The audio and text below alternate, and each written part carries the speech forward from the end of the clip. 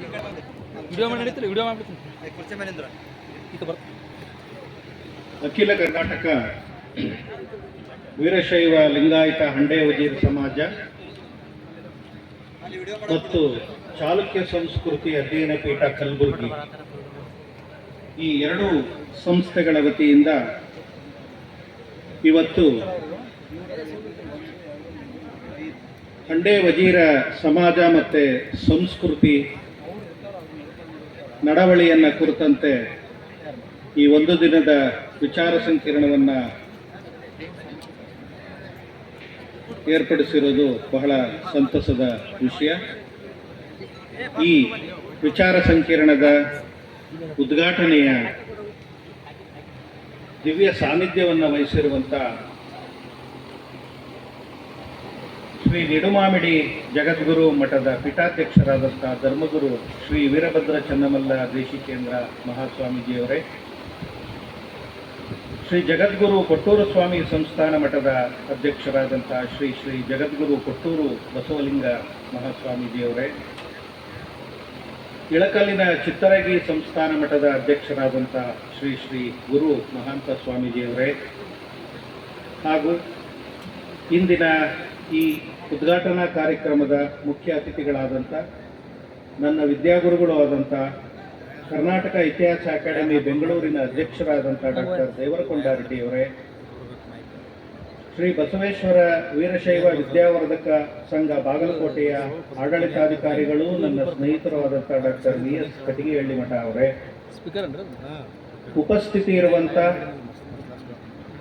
ಶ್ರೀ ಮಹದೇವಪ್ಪ ಮುರುಗಿಯವರು ಇನ್ನೂ ಬಂದಿಲ್ಲ, ಆಗಮಿಸಬಹುದು.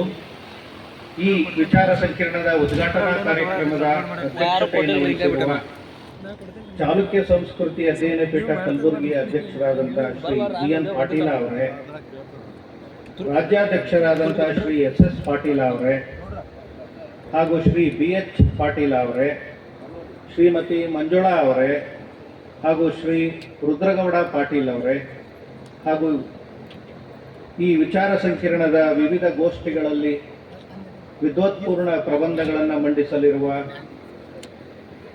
ನಮ್ಮ ಸ್ನೇಹಿತರುಗಳು ಆದಂಥ ಎಲ್ಲ ಸಂಪನ್ಮೂಲ ವಿದ್ವಾಂಸರೇ, ಹಾಗೂ ಈ ಸಮಾಜದ ಬಂಧುವರ್ಗದವರೇ, ಇತಿಹಾಸ ಪ್ರಿಯರೇ, ಈ ಸಮಾಜದ ಮೊದಲ ಅಧಿವೇಶನ ಬಸವನ ಬಾಗೇವಾಡಿಯಲ್ಲಿ ನಡೆದಾಗ ನಾನು ಪ್ರಬಂಧಕಾರನಾಗಿ ಭಾಗವಹಿಸಿದ್ದೆ. ಅಲ್ಲಿಂದ ನಿರಂತರವಾಗಿ ನಮ್ಮ ಎಸ್.ಎಸ್. ಪಾಟೀಲ್ ಅವರ ಎಸ್.ಸಿ. ಪಾಟೀಲ್ ಅವರ ನೇತೃತ್ವದಲ್ಲಿ ಪ್ರತಿ ವರ್ಷ ಪುಸ್ತಕಗಳ ಬಿಡುಗಡೆ, ವಿಚಾರ ಸಂಕಿರಣ, ಬೇರೆ ಬೇರೆ ಚರ್ಚಾಗೋಷ್ಠಿಗಳು ನಡೀತಾನೆ ಬಂದಿವೆ. ಹೀಗಾಗಿ ಒಂದು ವಿಧದಲ್ಲಿ ಈ ಸಮಾಜದ ಚರಿತ್ರೆಯನ್ನು ಬೆಳಕಿಗೆ ತರುವಲ್ಲಿ, ಪ್ರಚುರಪಡಿಸುವಲ್ಲಿ ನನ್ನ ಹಿರಿಯ ಸನ್ಮಿತ್ರರು, ನಮ್ಮ ಕನ್ನಡ ವಿಶ್ವವಿದ್ಯಾಲಯದ ವಿಶ್ರಾಂತ ಪ್ರಾಧ್ಯಾಪಕರು ಆದಂಥ ಡಾಕ್ಟರ್ ಎಸ್.ಸಿ. ಪಾಟೀಲ್ ಅವರ ಶ್ರಮ ಎದ್ದು ಕಾಣುತ್ತದೆ. ಒಂದು ಸಮಾಜ ತನ್ನತನವನ್ನು ಗುರುತಿಸ್ಕೊಳ್ಳೋದಕ್ಕೆ ನಾನು ಹೇಗೆ ಪ್ರತ್ಯೇಕ, ನನ್ನ ಒಂದು ಗುರುತುತನ ಹೇಗೆ ಈ ಸಮಾಜದಲ್ಲಿ ಇದೆ ಅನ್ನುವಂಥದ್ದನ್ನು ಪದೇ ಪದೇ ಜ್ಞಾಪಿಸ್ಕೊಳ್ಳುವಂಥದ್ದು ಆ ಸಮಾಜ ಬಾಂಧವರ ಆತ್ಮವಿಶ್ವಾಸವನ್ನು ಹೆಚ್ಚಿಸ್ತದೆ.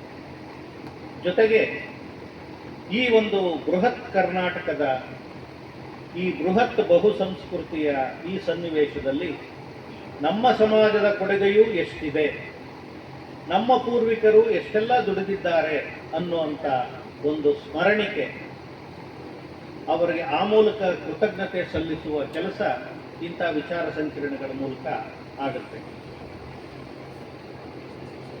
ಕಳೆದ ಇಷ್ಟು ವರ್ಷಗಳಿಂದ ವಿಚಾರ ಸಂಕಿರಣಗಳು, ಪುಸ್ತಕ ಪ್ರಕಟಣೆಗಳು ಈ ಹಂಡೆ ವಜೀರ್ ವೀರಶೈವ ಸಮಾಜದ ಮೇಲೆ ನಡೀತಾ ಇದೆ, ಪ್ರಕಟಗೊಳ್ತಾ ಇದೆ. ಇಷ್ಟಾದರೂ ಪ್ರತಿ ವರ್ಷ ಅನೇಕ ಹೊಸ ವಿಚಾರಗಳು ಈ ವಿಚಾರಗೋಷ್ಠಿಗಳಲ್ಲಿ ಮಂಡಿತ ಆಗ್ತಾ ಇರೋದು ಈ ಸಮಾಜ ಈ ಪೂರ್ವದಲ್ಲಿ ಚರಿತ್ರೆಯಲ್ಲಿ ಎಷ್ಟು ನಿರ್ಲಕ್ಷ್ಯಕ್ಕೆ ಒಳಗಾಗಿತ್ತು ಅನ್ನೋದನ್ನ ತೋರಿಸುತ್ತದೆ.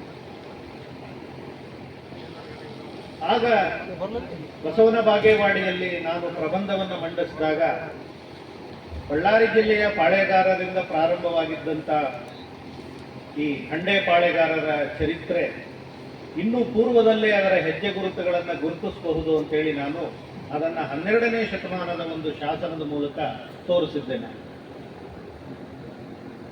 ಆನಂತರ ಆ ಹಂಡೆ ಸಂಸ್ಕೃತಿಯನ್ನ ಇನ್ನೂ ಹಿಂದಕ್ಕೆ ಕೊಂಡೊಯ್ಯುವ ಪ್ರಯತ್ನವನ್ನ ಅನೇಕ ವಿದ್ವಾಂಸರು ಮಾಡಿದ್ದಾರೆ. ಅದು ತುಂಬಾ ಅಭಿನಂದನಾರ್ಹವಾದಂಥ ವಿಚಾರ.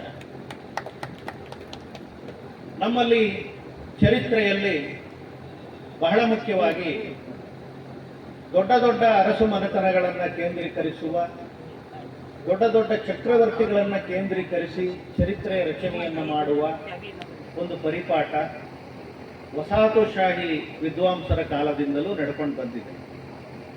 ಇದರಿಂದ ಪ್ರಯೋಜನವೂ ಆಗಿದೆ, ಹಾಗೆಯೇ ಅಪಪ್ರಯೋಜನವೂ ಆಗಿದೆ. ಪ್ರಯೋಜನ ಏನು ಅಂದರೆ, ನಮ್ಮ ಕರ್ನಾಟಕದ ಚರಿತ್ರೆ ರಾಷ್ಟ್ರೀಯ ಮಟ್ಟದಲ್ಲಿ ಎಷ್ಟು ವೈಭವದಿಂದ ಕೂಡಿದೆ, ನಮ್ಮ ಕರ್ನಾಟಕದ ಸ್ಥಾನವೇನು ಈ ಭಾರತದ ಈ ವಿಶ್ವದ ಚರಿತ್ರೆಯಲ್ಲಿ ಅನ್ನೋದನ್ನ ಅಧ್ಯಯನ ಮಾಡೋದಕ್ಕೆ ಅದು ತುಂಬಾ ಪೂರಕ ಆಗಿದೆ. ಆದರೆ ಅದರಿಂದ ಆದಂಥ ತೊಂದರೆಯೂ ಏನು ಅಂದರೆ, ಈ ದೊಡ್ಡ ದೊಡ್ಡ ಚಕ್ರವರ್ತಿಗಳ ಚರಿತ್ರೆಯ ಒಂದು ಆ ಪ್ರಖರ ಬೆಳಕಿನಲ್ಲಿ ಅನೇಕ ಸಣ್ಣ ಪುಟ್ಟ ಪಾಳೆಗಾರರ ಅರಸರ ಚರಿತ್ರೆ ಮಸುಕಾಗಿ ಹೋಯಿತು. ಹೀಗೆ ಚರಿತ್ರೆಯಲ್ಲಿ ಸಾಮಾಜಿಕವಾಗಿ ಸ್ಪಂದಿಸಿದ ಲೋಕೋಪಯೋಗಿ ದೃಷ್ಟಿಕೋನದ ಅನೇಕ ಸ್ಥಳೀಯ ಅರಸರುಗಳು ಮುನ್ನೆಲೆಗೆ ಬರಲೇ ಇಲ್ಲ ಚರಿತ್ರೆಯ ರಚನೆಯಲ್ಲಿ. ಇದರಿಂದ ಏನಾಯಿತು, ಇತ್ತೀಚೆಗೆ ಸ್ಥಳೀಯ ಚರಿತ್ರೆಯ ಬಗ್ಗೆ ಈ 2-3 ದಶಕದಿಂದ ಒಲವು ಹೆಚ್ಚಾಗ್ತಾ ಇರುವಂಥ ಇವತ್ತಿನ ಸಂದರ್ಭದಲ್ಲಿ ಮತ್ತು ಪ್ರತಿಯೊಂದು ಸಮಾಜವು ತಮ್ಮ ಕುಲದ ಹೆಜ್ಜೆಯ ಮೂಲ ಗುರುತುಗಳನ್ನು ಹುಡುಕುವಂಥ ಇವತ್ತಿನ ಸಂದರ್ಭದಲ್ಲಿ ಇಂಥ ಚರಿತ್ರೆ ಮುಖ್ಯವಾಹಿನಿಗೆ ಬರೋದಕ್ಕೆ ಪ್ರಾರಂಭ ಆಗಿದೆ. ಅಂದರೆ ನಿರ್ಲಕ್ಷಿತ ಅಲಕ್ಷಿತ ಚರಿತ್ರೆ ಮುನ್ನೆಲೆಗೆ ಬರೋದಕ್ಕೆ ಪ್ರಾರಂಭ ಆಗಿದೆ.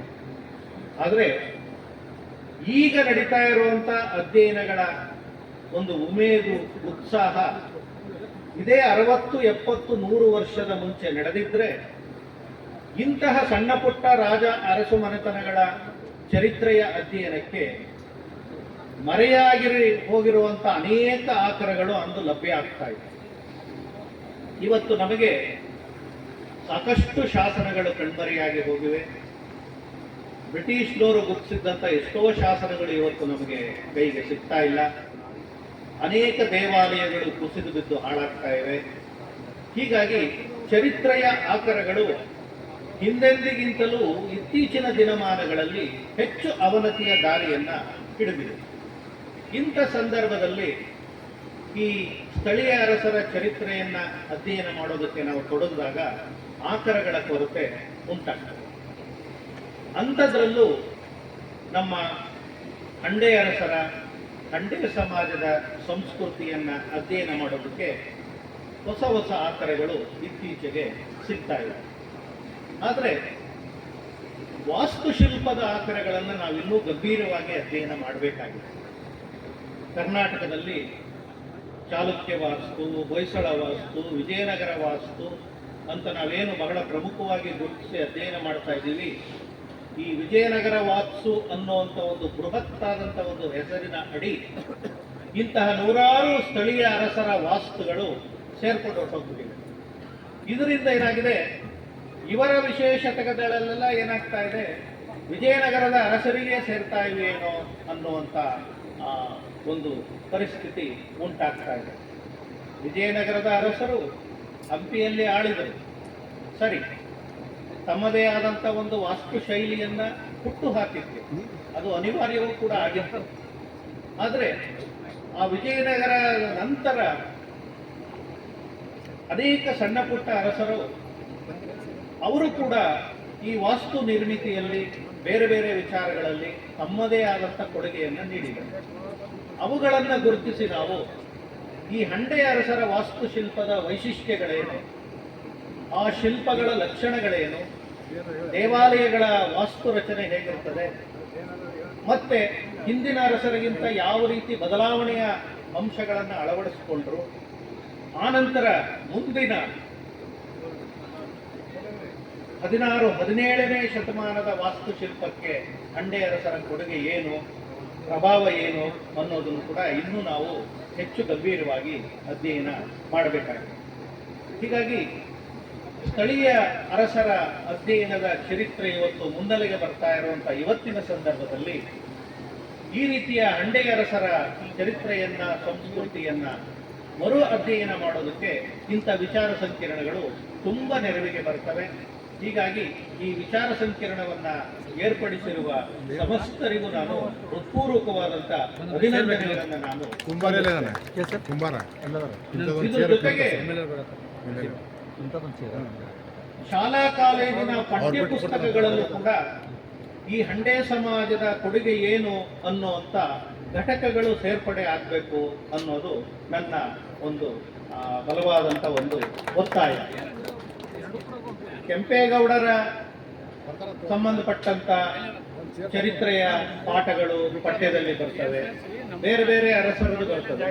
ಆದರೆ ಸ್ಥಳೀಯವಾಗಿ ಈ ರೀತಿ ಆಳ್ವಿಕೆಯನ್ನು ನಡೆಸಿ ಜನಸಾಮಾನ್ಯರಲ್ಲಿ ಮೆಚ್ಚುಗೆಯನ್ನು ಗಳಿಸಿದ ಇಂಥ ಅರಸರ ತ್ಯಾಗ, ಶೂರತ್ವ, ಅವರ ಸಾಮಾಜಿಕ ಕೊಡುಗೆಗಳನ್ನು, ಧಾರ್ಮಿಕ ಕೊಡುಗೆಗಳನ್ನು ನಾವು ಹೆಚ್ಚೆಚ್ಚು ಅಧ್ಯಯನ ಮಾಡುವುದಕ್ಕೆ ಪ್ರೇರೇಪಿಸಬೇಕು. ಅಂದರೆ ಪಠ್ಯಪುಸ್ತಕಗಳಲ್ಲೂ ಕೂಡ ಯಾವುದಾದ್ರೂ ಒಂದು ತರಗತಿಗಳ ಪಠ್ಯಪುಸ್ತಕದಲ್ಲಿ ಈ ಕೊಡುಗೆಗಳನ್ನು ಹನುಮಪ್ಪ ನಾಯಕನದಾಗ್ಬೋದು, ಬೇರೆ ಬೇರೆಯವರದಾಗ್ಬೋದು, ನೀಲಮ್ಮನದಾಗ್ಬೋದು, ಇಂಥ ವಿಚಾರಗಳನ್ನು ಹೇಳಿಕೊಡುವ, ಅಂದರೆ ಅನೇಕ ಆದರ್ಶ ವ್ಯಕ್ತಿಗಳು ನಮ್ಮ ಚರಿತ್ರೆಯಲ್ಲಿ ಇದ್ದಾರೆ. ಕರ್ನಾಟಕದ ಚರಿತ್ರೆಯ ಹಿರಿತನ ಏನು ಅಂದರೆ ಇಡೀ ವಿಶ್ವಕ್ಕೆ ಮಾದರಿಯಾಗುವಂಥ ವ್ಯಕ್ತಿಗಳನ್ನು ಕರ್ನಾಟಕ ಕೊಡುಗೆಯಾಗಿ ಕೊಟ್ಟಿದೆ. ಅಂಥದ್ರಲ್ಲಿ ಈ ಸಮಾಜದಲ್ಲಿ ಇರುವ ಹಿಂದಿನ ಅರಸರಾಗ್ಬೋದು, ದೊಡ್ಡ ದೊಡ್ಡ ವ್ಯಕ್ತಿಗಳಾಗ್ಬೋದು, ಅವರುಗಳ ಕೊಡುಗೆ ಏನು ಅನ್ನೋದನ್ನ ನಾವು ತಿಳಿಸಿಕೊಡ್ಬೇಕಾಗಿದೆ. ಜೊತೆಗೆ ಈ ಗದಗ ವೀರಶೈವ ಪುಣ್ಯಪುರುಷರ ಮಾಲೆ, ಗದಗ ಮಠ ಪ್ರಕಟಿಸಿದಂಥ ವೀರಶೈವ ಪುಣ್ಯಪುರುಷ ಮಾಲೆ ಅಂತೇಳಿ ಸಣ್ಣ ಸಣ್ಣ ಕೃತಿಗಳನ್ನು ಜನಪ್ರಿಯ ದಾಟಿಯಲ್ಲಿ ಅವರ ಸೇವೆ ಇದನ್ನು ಗುರುತಿಸೋದಕ್ಕೆ ಏನು ಮಾಡಿತ್ತು, ಆ ರೀತಿ ಈ ಹಂಡೆ ವಜೀರ ವೀರಶೈವ ಸಮಾಜದ ಗಣ್ಯ ವ್ಯಕ್ತಿಗಳ, ಸಾಧಕರ, ದಾನಿಗಳ ಸಣ್ಣ ಸಣ್ಣ ಕಿರು ಹೊತ್ತಿಗೆಗಳನ್ನು ಪ್ರಕಟಿಸಬೇಕು ಅಂತ ನಾನು ಎಸ್ ಸಿ ಪಾಟೀಲ್ ಅವರಿಗೆ ಈ ಸಂದರ್ಭದಲ್ಲಿ ನಾನು ಒತ್ತಾಯವನ್ನು ಮಾಡ್ತೇನೆ. ಹೀಗಾಗಿ ಈ ಹಂಡೆ ವಜೀರ ವೀರಶೈವ ಸಮಾಜದ ಅಧ್ಯಯನಕ್ಕೆ ಹೆಚ್ಚು ಹೆಚ್ಚು ಆಕರಗಳನ್ನು ಸಂಗ್ರಹಿಸುವ ಜವಾಬ್ದಾರಿ ಈ ಹೊತ್ತಿನ ಸಂಶೋಧಕರ ಮೇಲಿದೆ. ಯಾಕೆ ಅಂದರೆ ಆಕರಗಳು ಹೆಚ್ಚು ಹೆಚ್ಚು ಬೇಗ ನಮ್ಮ ಕೈ ಜಾರಿ ಹೋಗ್ತಾ ಇವೆ. ನಾವು ನಿರ್ಲಕ್ಷ್ಯ ಮಾಡೋ ಹಾಗಿಲ್ಲ. ಮುಂದಿನ ವರ್ಷ ಮಾಡೋಣ, ಅದರ ಮುಂದಿನ ವರ್ಷ ನೋಡೋಣ, ಈ ಮಾಡೋಣ ನೋಡೋಣ ಅನ್ನೋ ಕಾಲದಲ್ಲೇ ಅನೇಕ ಆಕರಗಳು ಕೈಜಾರಿ ಹೋಗ್ತಾ ಇವೆ. ಚರಿತ್ರೆಯ ರಚನೆಗೆ ನಮಗೆ ಆಕರಗಳು ಬಹಳ ಮುಖ್ಯ. ಹಾಗೆಯೇ ಈ ಹಂಡೆ ವಜೀರ ವೀರಶೈವ ಸಮಾಜದ ಚರಿತ್ರೆಯನ್ನ ವೈಭವೀಕರಿಸದೆ ಸತ್ಯದ ಹಿನ್ನೆಲೆಯಲ್ಲಿ ತೆರೆದು ತೋರಿಸುವ ಅನೇಕ ಕಾರ್ಯಗಳು ಆಗಬೇಕಾಗಿದೆ.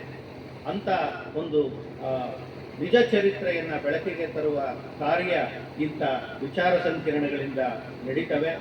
ಹೀಗಾಗಿ ಇವತ್ತು ನಡೆಯುವಂಥ ವಿಚಾರ ಸಂಕಿರಣ ಅನೇಕ ಹೊಸ ವಿಚಾರಗಳನ್ನು ಬೆಳಕಿಗೆ ತರುತ್ತೆ ಅಂತ ನಾನು ಆಶಿಸುತ್ತಾ ಇಂಥ ವಿಚಾರ ಸಂಕಿರಣದ ಉದ್ಘಾಟನೆಗೆ ನನ್ನನ್ನು ಕರೆದು ಇಂಥ ಒಂದು ಮಹಾ ಒಂದು ಅವಕಾಶವನ್ನು ಕೊಟ್ಟಂಥ ಈ ಸಮಾಜದ ಎಲ್ಲ ಬಂಧು ಬಾಂಧವರಿಗೆ, ಪೂಜ್ಯ ಜಗದ್ಗುರುಗಳಿಗೂ ವಂದಿಸಿ ನನ್ನ ಎರಡು ಮಾತುಗಳನ್ನು ಮುಗಿಸ್ತೇನೆ. ನಮಸ್ಕಾರ. ಇಲ್ಲಿವರೆಗೆ ಉದ್ಘಾಟನಾ ನುಡಿಯನ್ನು ಹೇಳಿದಂಥ ಡಾಕ್ಟರ್ ಪರಮಶಿವಮೂರ್ತಿ ಸರ್ ಅವರು ಹೇಳಿದಂಥ ಒಂದು ವಿಷಯ ಈ ವೀರಶೈವ ಲಿಂಗಾಯತ್ ಹಂಡೆ ವಜೀರ್ ಸಮಾಜದ ಏಳಿಗೆಗೆ ಹಗಲಿರುಳು ಶ್ರಮಿಸ್ತಾ ಇದೆ. ಇನ್ನು ಶ್ರಮಿಸಬೇಕು. ಮುಂದಿನ ಪೀಳಿಗೆಗೆ ಇದರ ವಿಷಯ ಇನ್ನಷ್ಟು ಹೆಚ್ಚು